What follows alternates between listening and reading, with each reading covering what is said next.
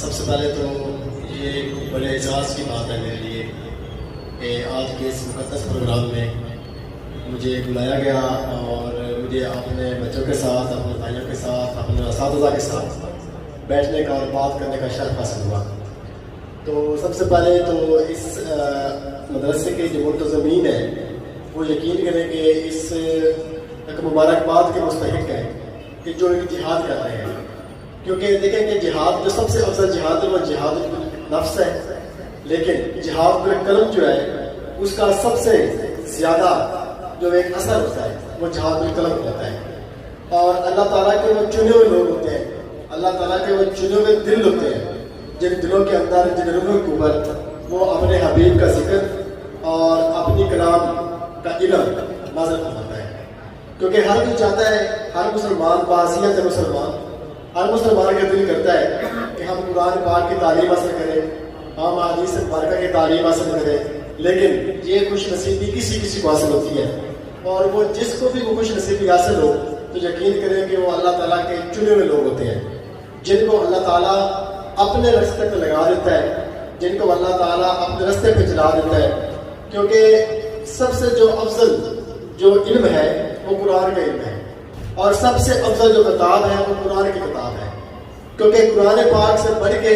نہ کوئی تاریخ کی کوئی مقدس کتاب ہے۔ قرآن پاک کو جب آپ پڑھتے ہیں آپ کو نہ تو اس سے بڑی کوئی شاعری کی کتاب نظر آتی ہے، نہ کوئی سائنس کی بڑی کتاب نظر آتی ہے،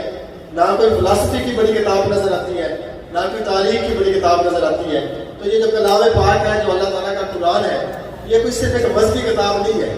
ہم نے تو بس یہ ایک چیز ذہن کے اندر رکھ لی کہ یہ ایک مذہبی کتاب ہے اور اس کے اندر ہم ایک حرف پڑھ لیں گے تو اس کے اندر ہمیں 10 نیکیاں مل جائیں گی، لیکن اس کے پیچھے ایک بہت بڑی فلسفی ہے، اور یہ کتاب کوئی عام معمولی کتاب نہیں ہے۔ اس کتاب کے بارے میں اس وقت مکہ کے اندر جو کفار تھے، جو بڑے بڑے دانشور اپنے آپ کو سمجھتے تھے، جب ان کو چیلنج دیا گیا کہ آپ اس کے جیسی کوئی ایک آیت کو لا کے دکھائیں، تو سارے اس کے سامنے بڑے بڑے شاعر اور بڑے بڑے جو مطلب تھے، اس وقت کے ادیب تھے، سارے کے سارے جو اس کے ساتھ سرنڈر کر گئے کہ اس کے مقابلے کی کتاب آپ نہیں لا سکتے۔ تو قرآن پاک جو ہے یہ ایک فل آف وزڈم ایک بک ہے، ٹھیک ہے، جس کے اندر آپ فلاسفیکلی دیکھیں، آپ سائنٹیفکلی دیکھیں، آپ اس کے اندر ہسٹوریکلی دیکھیں، آپ اس کو ریلیجیسلی دیکھیں، آپ اس کو کسی بھی اسپیکٹ سے دیکھ لیں، تو یہ ایک منبع ہے علم کا۔ اس کے اندر اللہ تعالیٰ نے تمام اسپیکٹس آف نالج کو اس کے اندر رکھ دیا ہے، ٹھیک ہے۔ آج کی سائنس یہ کہتی پھرتی ہے کہ ہمارے پاس جو سورج ہے وہ بھی اپنے محور کی گردش کرتا ہے، اور 1450 سال پہلے اللہ کے نبی نے قرآن پاک کے اندر سورہ یاسین کے اندر اللہ تعالیٰ نے فرما دیا وَالشَّمْسُ تَجْرِی لِمُسْتَقَرٍّ لَہَا، اور یہ سورج بھی اپنے محور کی گردش کر رہا ہے۔ تو ساری وہ چیزیں جو ہے وہ ایسا ایسا کھل کے سامنے آئیں گی، اور آج کی دنیا کے سارے سائنسدان، سارے تاریخ دان ساری اس بات کو مان گئے ہیں۔ اور ایک بڑا فیمس رائٹر ہے مغرب کا، مائیکل ہارٹ نے ایک بڑی شرح آفاق اپنی کتاب لکھی دی 100۔ اس کے اندر اس نے دنیا کے 100 عظیم شخصیات کے نام لکھے، اور 100 عظیم شخصیات کے اندر اس نے کہا کہ یہ 100 most influential personalities of the world, یہ کتاب کا نام تھا کہ دنیا کے اندر تاریخ میں 100 عظیم انسانیت کی اس نے کتاب لکھی ہے، اور اس میں جو سب سے پہلا نمبر ہے اس نے اللہ کے نبی کا رکھا ہے۔ اب وہ تو مسلمان نہیں ہے نا، اب اس کا تو ایمان نہیں ہے کہ اللہ کے نبی حضرت محمد مصطفیٰ صلی اللہ علیہ وسلم اللہ کے آخری رسول ہے، کیونکہ آپ کے اور میرے تو ایمان کا حصہ ہے، ہمارے تو ایمان کا یہ تقاضا ہے کہ ہم اپنے نبی کو سب سے اوپر رکھیں۔ کیوں؟ کیونکہ اگر ہم اپنے نبی کو ان کی شان سے نیچے لے کے آئیں گے تو ہم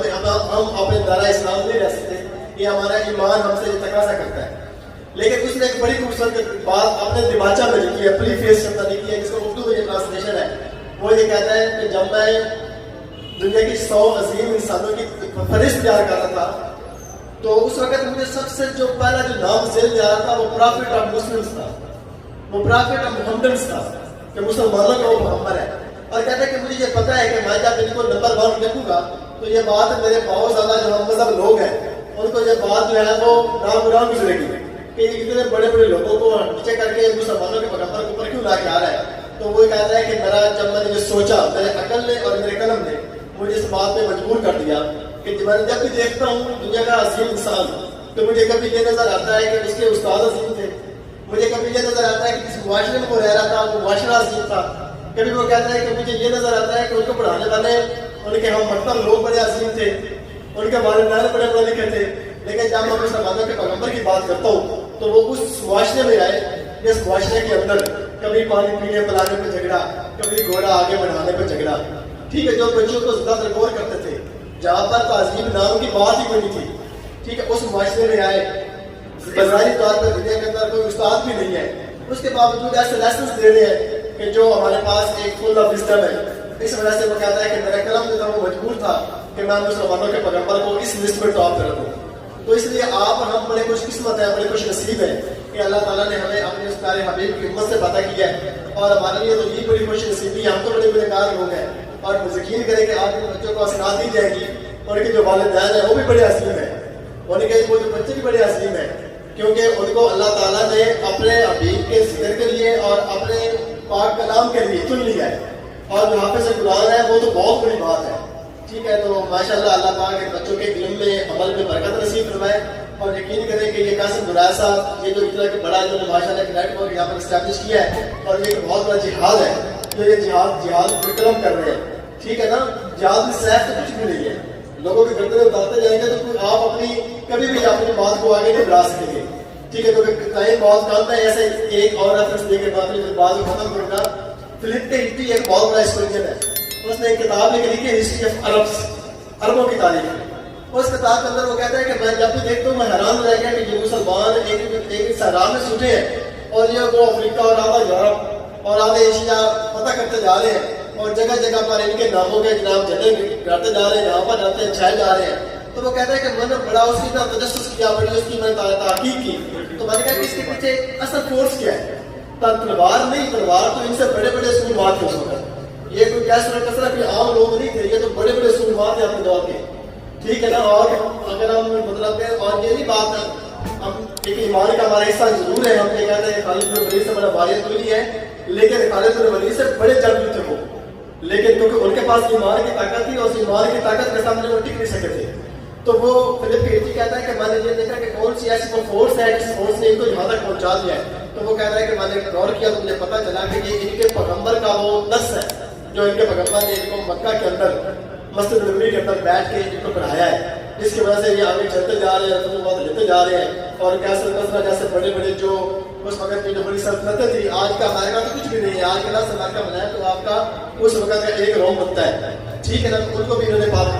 شکست فاش کیا، تو وہ صرف اور صرف اللہ کے نبی کی بتائی ہوئی وہ باتیں تھیں، ان کی وہ تعلیمات تھیں جن کے بعد جب تک ہم نے عمل کیا، ہم دنیا کے طور پر ہم نے حکمرانی کی، اور جب ہم نے اللہ کے نبی کی باتیں بلا دی تب سے ہم مغلوب ہو گئے، تب سے ہم مظلوم ہو گئے، تب دنیا ہم سے آگے نکل گئی، اور اقبال کو بھی کہنا پڑ گیا کہ وہ مزدست زمانے میں مسلمان ہو کر اور ہم خار ہوئے تارے کے گناہ ہو کر۔ تو یہ قرآن جو ہے یہ صرف ایک بس کی کتاب نہیں ہے، یہ قرآن ایک سائنس کی بھی کتاب ہے، فلاسفے کے استاد کے ساتھ بیٹھے ہوئے ہیں، شاید یہ میری بات سے اگری بھی کریں گے کہ اسلام قرآن پاک کو کبھی بھی ایک بس کی کتاب سمجھ کے نہ لینا۔ یہ نہیں ہے کہ جب ہمارے پاس ہم یہ کہیں کہ رمضان شریف آ گیا تو ہم ختم پہ ختم پڑھتے جا رہے ہیں، گھر کے اندر برکت کے لیے ہم نے قرآن پاک کو رکھ دیا ہے، اور اس کو ہم نے کبھی ترجمے کے ساتھ پڑھا نہیں ہے، اور اس کو تفسیر کے ساتھ کبھی پڑھا نہیں ہے۔ تو اللہ تعالیٰ ہم سب کو